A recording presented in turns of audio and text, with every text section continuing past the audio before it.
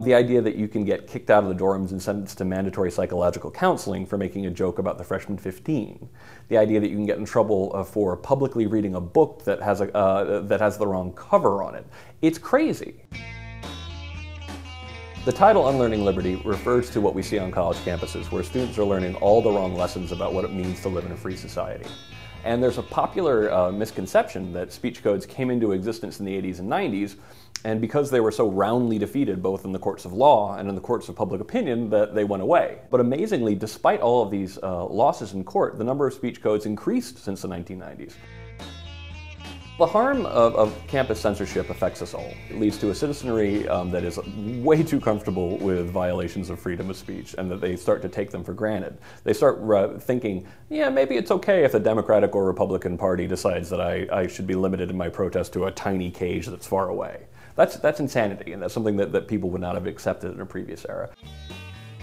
Universities function as a system for making us smarter, deeper, more nuanced thinkers. But if you create a consequence for saying the wrong thing, you prompt, one, students not to open their mouths if they're going to say anything controversial, and two, to talk to people they already agree with, rather than having this great discussion across lines of difference. Educated people are supposed to seek out, actively seek out, the intelligent person they disagree with. If you don't talk to people that you disagree with, group polarization just gets worse. You become much more confident that you're right.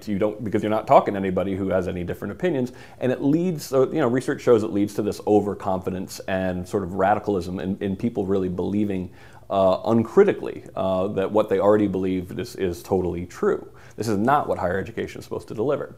It also legitimizes all these cheap dodges to debate and discussion.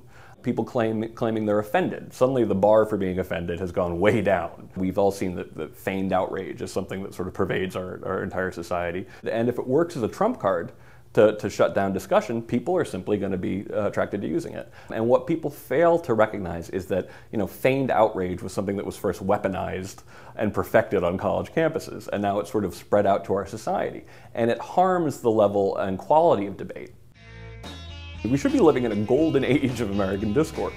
More Americans have degrees, college degrees, than they ever had before. More Americans are going to college than ever before. But I don't think anyone would argue that we're living in a golden age of American discourse. And I think that's in part because the one institution that could be making us deeper thinkers is not just falling down on the job, it's actually supercharging political divisions, which leads to uncritical thinking, which legitimizes all of these tools for shutting down debate and discussion. And if you stop believing or understanding why we benefit from free speech 1,000 times a day without even recognizing it, and you start to take it for granted, that is a long-term threat to all of our freedoms.